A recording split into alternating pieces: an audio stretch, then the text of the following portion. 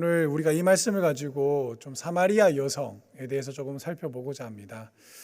셰익스피어의 희곡 로미오와 줄리엣의 이야기를 보면요, 밤을 좀 참으로 아름답게 이렇게 표현하고 있습니다. 로미오가 그 여인을 처음 만날 때도 밤이었습니다. 밤에 로미오는 발코니에 서 있는 그 줄리엣을 바라보다가 그는 뒤늦게 용기를 내어 그녀에게 말을 건네게 됩니다. 이들은 수도사가 주례한 비밀 혼례를 올린 뒤 하룻밤을 보내게 됩니다.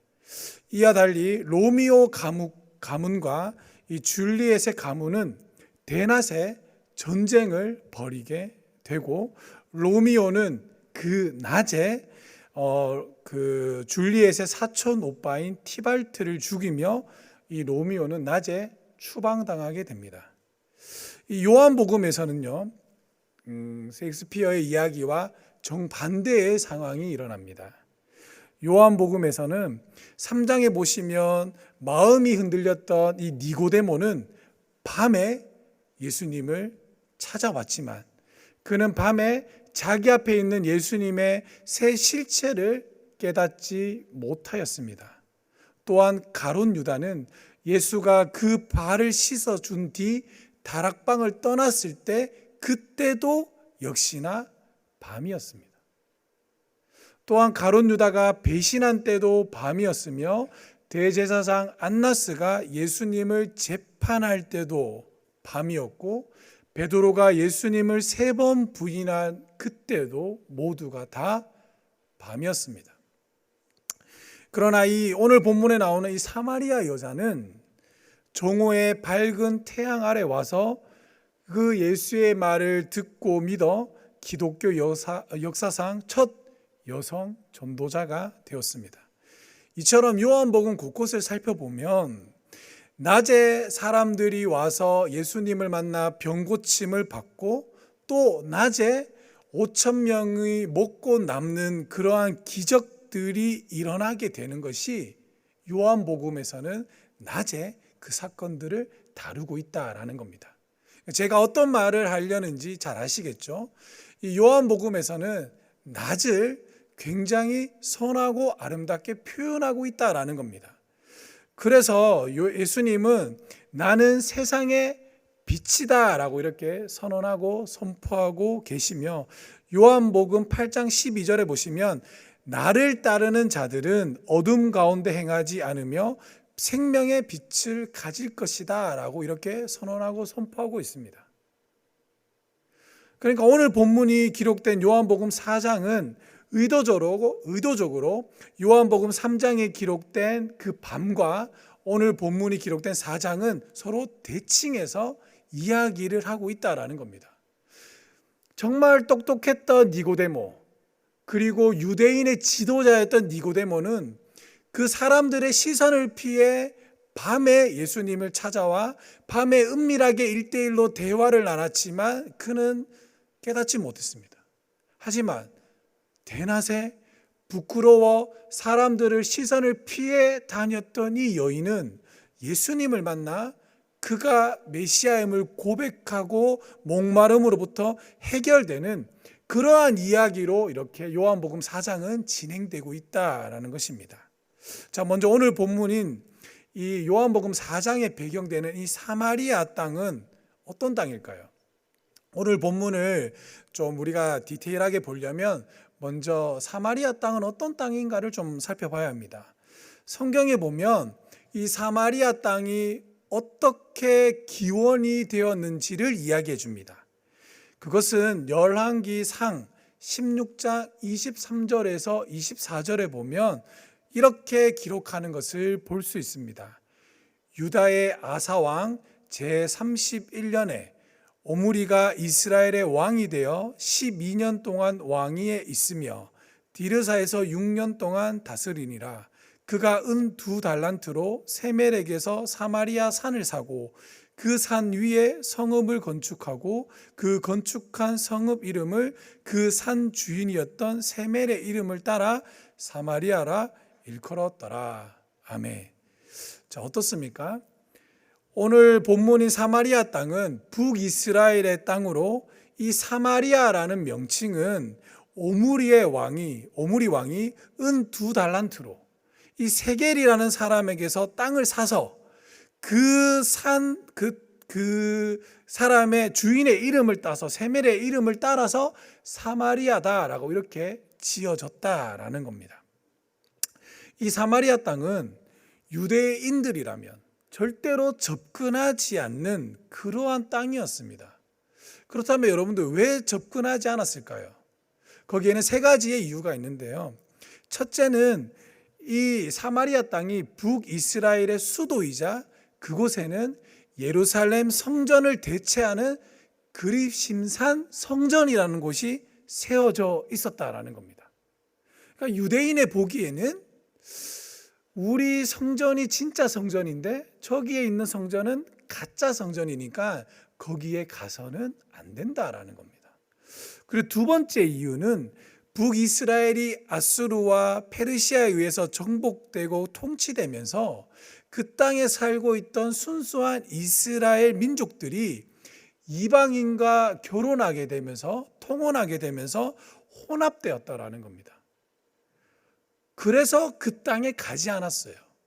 그리고 마지막 3번째는 느헤미야서에 보시면 느헤미야가 이제는 이 예루살렘으로 돌아와서 무너진 성벽을 재건할 때 방해했던 사람들이 누구냐면 바로 사마리아에 거주하는 사람들이 방해했다라는 겁니다.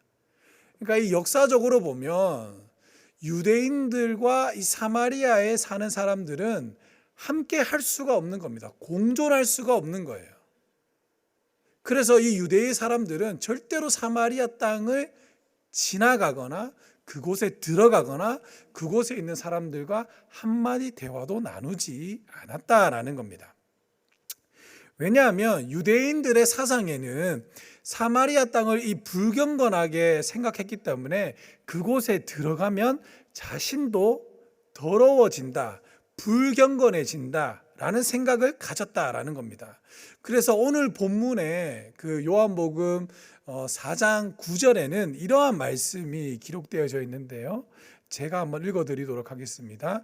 사마리아 여자가 이르되 당신은 유대인으로서 어찌하여 사마리아 여자인 나에게 물을 달라 하나이까 하니 이는 유대인과 사마리아인과 상종하지 아니함이러라. 아멘. 여기서 상종하지 않는다라는 말을 제대로 번역하면 함께 사용하다라는 겁니다. 함께 사용하다. 그것이 뭐 그릇이 될 수도 있고 그릇을 함께 사용하다라고 할 수도 있고 어떠한 길을 함께 사용하다 뭐 이런 여러 가지 의미도 포함되어져 있는 거예요. 그런데 어떻다라는 겁니까? 그 어떠한 것도 함께하지 않는다라는 겁니다. 그럼 이렇게 됩니다. 유대인들은 사마리아인에게 어떠한 것도 함께 사용하지 않는다. 그것이 물건이든 길이든 성전이든. 그래서 보통 사마리아 땅을 돌아서 유대 사람들은 갔다라는 겁니다. 똑바로 가로질러 가면 금방 가는데도 그곳에 가면 자신이 불경건해지고 또 더러워졌다는 오해를 받기 싫어서 항상 돌아서 갔다라는 겁니다. 그런데 예수님에게는 유대인들이 생각하는 더러움과는 조금 차이가 있었습니다. 예수님에게 있어서의 그 더러움과 불경건함이라는 것은 사람 안에서 나오는 것이지 밖에서 의해서 사람이 더러워진다라고 예수님은 생각하지 않았다라는 겁니다. 그래서 요한복음 4장에 보면 예수님께서 어디를 가야 되는데 이 사마리아를 통과해서 가겠다. 이 사마리아를 가로질러 가겠다라고 이야기하고 있다라는 겁니다. 그러니까 예수님은 굉장히 오픈적인 마인드를 가지고 있었다라는 겁니다. 유대인과 굉장히 달랐다라는 거죠. 그래서 4장 6절에 보시면 어떠한 사건이 발생하게 됩니다. 6절에 보시면 이렇게 기록합니다. 우리 함께 한번 읽어보도록 하겠습니다. 시작. 우물이 있더라. 예수께서 길 가시다가 피곤하여 우물 곁에 그대로 앉으시니 때가 6시쯤 되었더라. 아멘. 우리는 여기서 번역을 보면 예수께서 우물 곁에 앉아 있었더라라고 이야기하잖아요.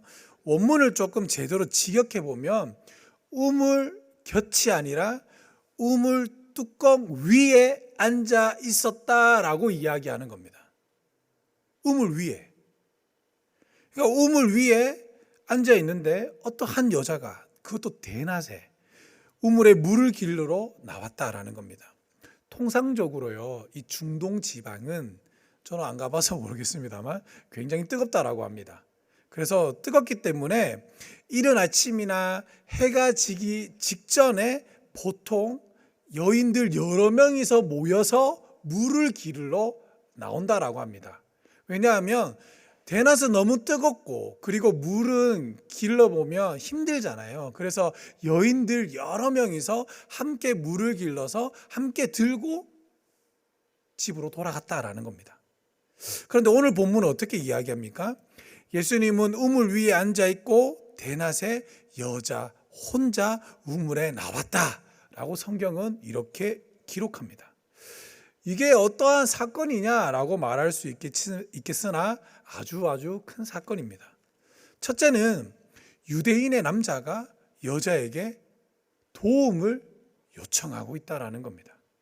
예수님의 이 행동은요, 그 당시에 사회적 금기를 깨는 행동이었습니다. 왜냐하면 사람도 없고 또 다른 사람도 없고 오직 남자와 여자 단둘이서 이 말을 건넨다라는 것은 이 여자를 희롱하거나 여자를 굉장히 불편하게 하는, 그 당시에는 해서는 안 되는 그런 금지된 행동이었거든요.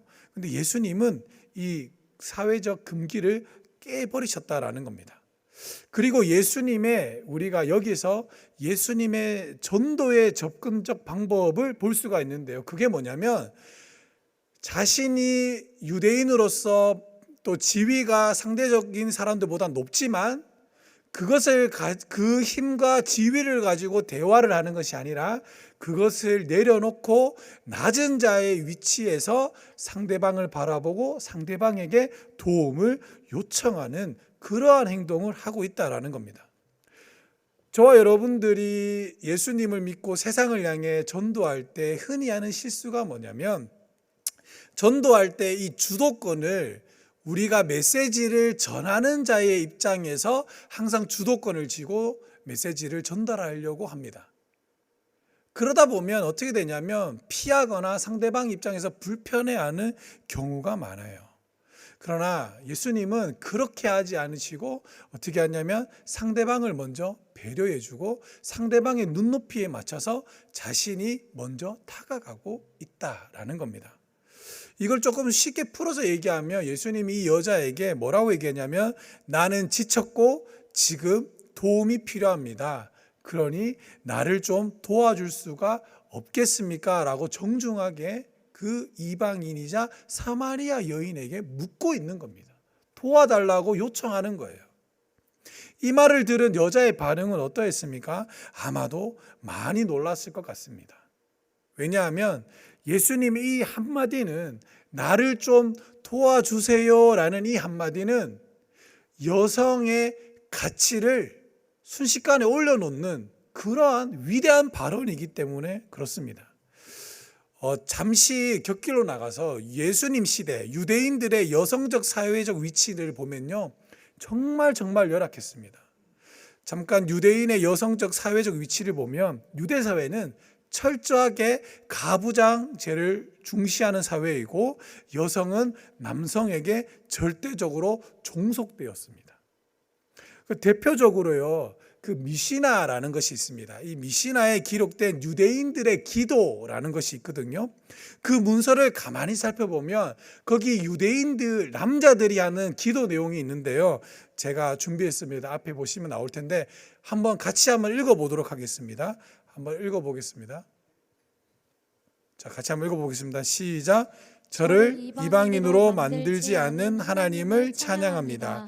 저를 여자로 만들지 않은 하나님을 찬양합니다. 저를 무지한 자로 만들지 않은 하나님을 찬양합니다. 대단하죠? 남자 유대인들이 저러한 사고방식을 가지고 있었던 거예요. 그러니까 남자에게 있어서 여자는 자신의 밑에 종속되어 있고 또 이방인과 거의 동일하게 취급했다라는 겁니다. 또한 여성들은 사회적 제약도 많았어요. 외출 시에는 반드시 머리를 가려야 했습니다. 이 머리를 가리지 않는 여자는 여러분들이 성경을 좀 살펴보시면 충분히 알 수 있는데, 머리를 가리지 않는 여자는 이렇게 몸을 이렇게 돈을 주고 이렇게 파는 그러한 여성으로 분류했다라는 겁니다. 그래서 여성들은 어디에 나갈 때 항상 이렇게 히잡이라는 걸 두르고 다녀야 했다라는 겁니다. 그리고 여성들은 유산도 상속받지 못했어요. 그리고 또 여성들은 집안일을 절대적으로 해야 했고 부모를 끝까지 섬겨야 했습니다. 그러면 이제 결혼해서 출가하면 끝이냐? 그렇지 않습니다. 출가하면 남편에게 종속되어 남편의 모든 것을 다 책임져서 해야만 했습니다. 이처럼 여성의 자아는 절대적으로 낮았고요. 더 중요한 것은 이혼권이 여자에게 있는 것이 아니라 오로지 남자에게만 있었습니다. 그래서 남자가 어떠한 여성을 봤을 때 별로 이 제 부인에게 만족하지 못하면 그냥 이혼이라고 하면 그냥 이혼이 되는 그러한 제도였습니다. 이처럼 여성의 자아 가치는 절대적으로 낮았습니다. 심지어 오늘 대화하는 여성은 유대인의 여성이면 그나마 좀 괜찮을 텐데 유대인의 여성도 아니고 그보다 더 미친 이방인이자 사마리아의 여자라는 겁니다. 그러한 여자에게 유대인의 남자가 나를 좀 도와주세요 라는 이 메시지는 여성으로 하여금 자신의 사회적 위치가 순식간에 높여지는 그러한 작용을 했다라는 겁니다. 이 말이 예수님의 도움 요청은 전도자들에게 있어서 아주 중요했습니다. 이 한마디로서 상대방의 마음의 문을 열게 하고 상대방의 가치를 인정하고 높여주는 결과를 만들어냈다라는 겁니다. 그리고 또 두 번째 사건이 발생하는데요. 10절에 보시면 성경은 이렇게 기록하고 있습니다. 제가 읽어드리겠습니다. 예수께서 대답하여 이르시되 내가 만일 하나님의 선물과 또 내게 물 좀 달라 하는 이가 누구인 줄 알았더라면 내가 그에게 구하였을 것이요 그가 생수를 내게 주었으리라. 아멘. 여기서 예수님이 말하는 하나님의 선물은 무엇일까요? 여자는 아마도 우리가 다 읽어보진 않았지만 쭉쭉쭉 대화를 좀 살펴보면 여자는 이 하나님의 선물을 뭐로 이해했냐면 아마 모세의 토라로 이해했던 것 같아요. 그래서 예배라는 이야기가 나오고 그리고 하나님에 대해서 이야기를 하고 있거든요. 이것은 유대인들에게 모세의 토라는 율법이었습니다. 율법. 그래서 율법을 통해 하나님의 말씀을 온전히 지키고 행할 때 그들에게는 목마르지 않을 거다라는 그런 확신이 있었던 것입니다. 그래서 그들은 율법을 지키기 위해 부단하게 노력했죠. 대표적인 게 쉐마 교육이잖아요. 그 말씀을 여기 안에 놓고 다니면서 수시로 꺼내서 읽고 보면서 하나님의 말씀을 묵상하는. 그래서 그렇게 지켜야지만 자신이 경건해지고 하나님으로부터 마르지 않는 그 생수의 강을 얻을 수 있다라고 생각했던 겁니다. 그리고 부정한 것은 가까이 하지 않고 언제나 하나님과 동행하려는 그러한 길을 지키려고 노력했다라는 겁니다. 이때 당시에 유대인들에게 하나님의 선물은 기록된 하나님의 말씀, 책이었어요. 책. 그러나 예수님이 말하는 그 하나님의 선물은 책이 아니라 무엇일까요? 바로 한 사람이라는 겁니다. 사람이에요, 사람. 이 사마리아 여인에 대해서 우리는 문화와 시각적으로 바라보면 이 여성을 바라보면 이 여성은 어떤 여성입니까? 남편을 5번이나 바꾼 여성이에요. 그럼 우리 시각으로 본다면 이 여성은 불경건하고 뭔가 음산하고 그런 여자일 것 같아요. 그러나 아까 제가 서두에도 말했듯이 유대인들의 시각으로 본다면 이혼권이 절대적으로 없는 이 여자는 유대인의 시각으로 보면 남편에게 4번이나 버림받은 불쌍하고 불쌍한 여자라는 겁니다. 그런데도 그 여자는 살고 싶어서 5번째 남자를 붙들고 있었던 거예요. 우리가 성경을 볼 때 항상 우리의 시각으로 성경을 보면 이 여성은 불편한 여성이에요. 하지만 유대인들의 시각으로 보면 이 여성은 4번이나 남편에게 버림받았지만 그래도 이 여성은 끝까지 살고자 하는 소망이 있어서 5번째 남편에게 끝까지 매달려 있었던 겁니다.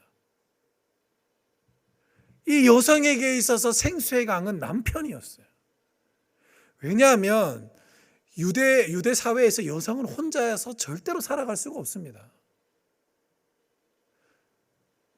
그래서 여러분들 유대법에 보면 그 토지를 이렇게 경작할 때, 내모를 경작할 때 내 모서리는 경작하지 말라라고 얘기합니다. 왜냐하면 고아와 가부가 먹을 수 있도록 내버려 두라라고 얘기하고요. 추수하다가 곡식이 떨어지면 죽지 말라라고 얘기합니다. 왜냐하면 동물이 먹거나 고아나 가부나 외국인들이 먹어야 되기 때문에 내비두라고 얘기하는 거예요. 그러니까 여성은 남편이 없으면 그때 당시에 못 살아가는 거예요. 근데 이 여자는 남편에게 4번이나 버림받았지만 살고자 해서 5번째 남편을 붙들고 있었다라는 겁니다.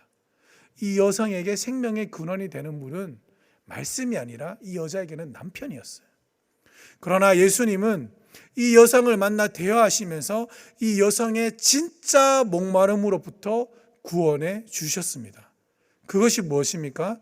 우리 함께 오늘 본문 25절, 26절을 함께 읽어보도록 하겠습니다. 여러분들이 25절을 읽어주시면 제가 26절로 화답하도록 하겠습니다. 우리 25절 한번 읽어보겠습니다. 시작. 여자가 이르시되 메시아 곧 그리스도라 하는 이가 오실 줄을 내가 아노니 그가 오시면 모든 것을 우리에게 알려주시리이다. 예수께서 이르시되 내가 말하는 내가 그라 하시니라. 아멘. 사랑하는 성도 여러분, 이 여성은 삶에 소망이 있었습니다.